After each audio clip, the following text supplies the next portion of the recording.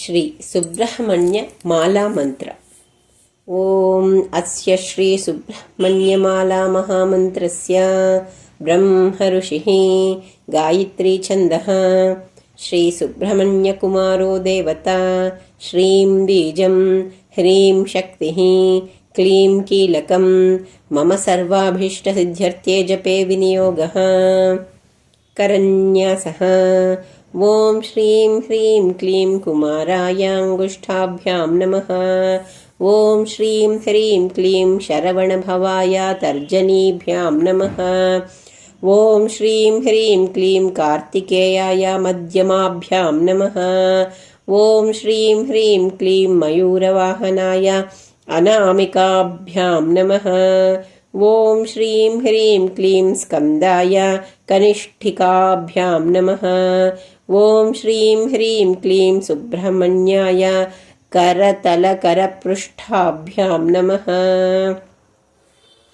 अंगन्यासः ओम श्रीं ह्रीं क्लीं कुमाराय हृदयाय नमः। ओम श्रीं ह्रीं क्लीं शरवणभवाय शिरसे स्वाहा।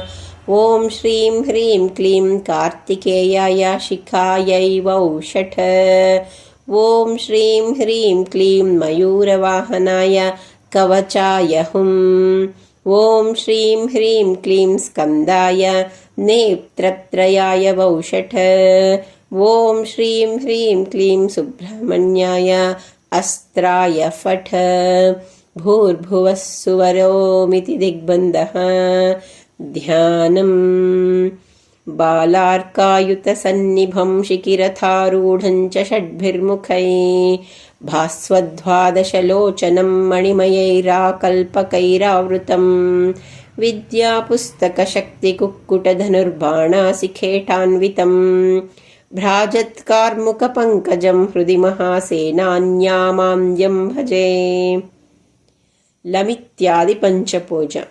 ओम श्रीं ह्रीं क्लीं नमो भगवते रुद्रकुमाराय अष्टांगयोगनायकाय महार्हमणिभिरलङ्कृताय क्रौञ्चगिरिविदारणाय तारकसंहारकारणाय शक्तिशूलगदा खड्गखेटकपाशाङ्कुश मुसलप्रसाद्यानेक चित्रायुधालङ्कृतद्वादशभुजाय हारनूपुरकेयूरकटककुण्डलादिविभूषिताय सकलदेवसेना समूहपरिवृताय महादेवसेना सम्मोहनाय सर्वरुद्रगणसेविताय सकलमातृगणसेविताय रुद्रगाङ्गेयाय शरवणसम्भवाय सर्वलोकशरण्याय सर्वरोगान् हन हन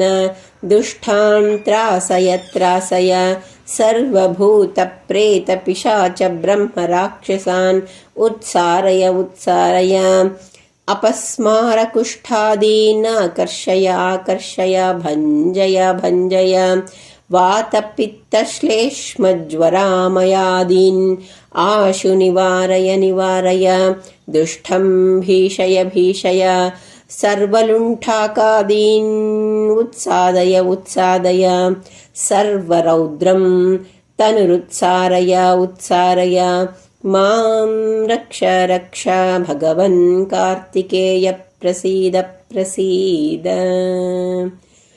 ओम नमो भगवते सुब्रह्मण्याय महाबलपराक्रमाय क्रौञ्चगिरिमर्दनाय सर्वासुरप्राणापहरणाय इन्द्राणी माङ्गल्यरक्षकाय त्रयंस्त्रिशं कोटिदेवतावन्दिताय महाप्रलयकालाग्निरुद्रकुमाराय दुष्टनिग्रहशिष्टपरिपालकाय वीरमहाबल सर्वप्रचण्ड मारुत महाबल हनुमन्नारसिंह वराहादि समस्त श्वेत वराह सहिताय इन्द्राग्निमय निरुत्तिवरुणवायु कुबेरेशानाद्याकाशपाताल दिग्बन्धनाय सर्वचण्डग्रहादिनवकोटिगुरुनाथाय नवकोटिदानवशाकिनी डाकिनी वनदुर्गा पीडाहरी कालभैरवी गण्डभैरवी फूं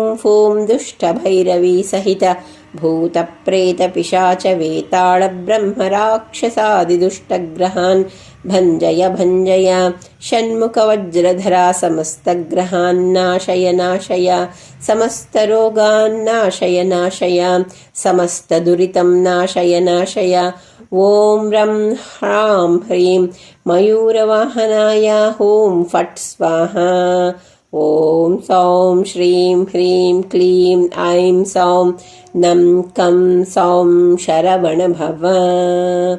अथ कुमारतन्त्रे सुब्रह्मण्यमालामन्त्रः। ॐ सुं सुब्रह्मण्याय स्वाहा।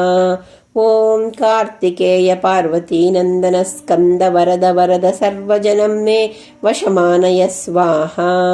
ॐ सौं सुं सुब्रह्मण्याय शक्तिहस्ताय ऋग्यजुस्सामार्थवर्णाय असुरकुलमर्दनाय योगाय योगाधिपतये शान्ताय शान्तरूपिणे शिवाय शिवनन्दनाय षष्ठीप्रियाय सर्वज्ञानहृदयाय षण्मुखाय श्रीं श्रीं ह्रीं क्षं गुह रविकङ्कालाय कालरूपिणे सुरराजाय सुब्रह्मण्याय नमः।